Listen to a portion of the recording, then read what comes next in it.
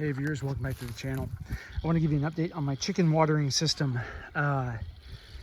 Better but not best for sure. So and this is filmed probably a month or two after the fact, but we had some really hard freezes. We got down, at least for us, into the single digits Fahrenheit, and my grand plan failed, absolutely failed. And I had to do supplemental water. So let me take you through what I've got, what I tried, and what didn't work. So the first phase, right, of keeping the chicken's water from freezing was to just have a circulation pump. So I got that pump, as you recall, wired that in to keep the water circulating, and I hooked that to basically a thermistor, right? So whenever we got down to like 35 degrees or something like that, ambient temperature, the pump would turn on and circulate the water. That works for a little bit, but not all the way. Next phase was to add an in-tank water heater. So I added, show you here, see down in there, I don't know if you can see, focus, down in there, I got just a submersible heater, right, that goes in the tank, and it has a built-in thermistor that when the water reaches some, 35 or some cold temperature, right, that it will turn on and try to heat the water up.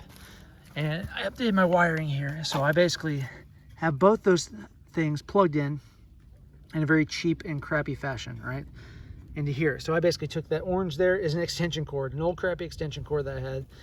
I cut the end off, wired it to a recep here, right, in use box, that then I plugged in the electric heater and the thermistor, right, and it's plugged in there. And then inside this box is again the connection to the little extension cord, the connection to the pump and the thermistor, to activate it. So this is pretty jank. This is not a permanent install. Whenever I build the big coop, I will do this a lot better. But for now, it works. And this is just, again, connected to an old cheap extension cord that I then run across the field to plug into the house over there. So it does work in that it's powered with electricity. It doesn't work in the fact that things still froze.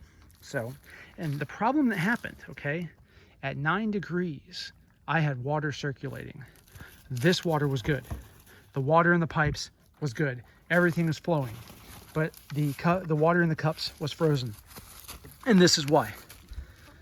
While the water was flowing through the pipe here, it froze up in this like nipple area here, okay? There wasn't enough flow here, for the water and the temperature and everything to overcome the freezing here. So that was where it failed.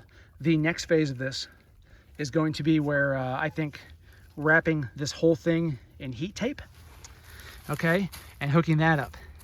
So I think that will be the best solution to further refine this.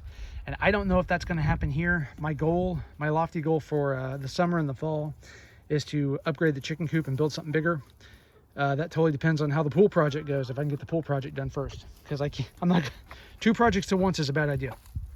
So if I can get the pool project done in a timely manner and I have enough time before next winter, I hope I will build the chicken something better. And at that time, I will do a better install of this. But for something temporary, it works pretty good. And as of filming now, we're mid-February, so winter is almost behind us.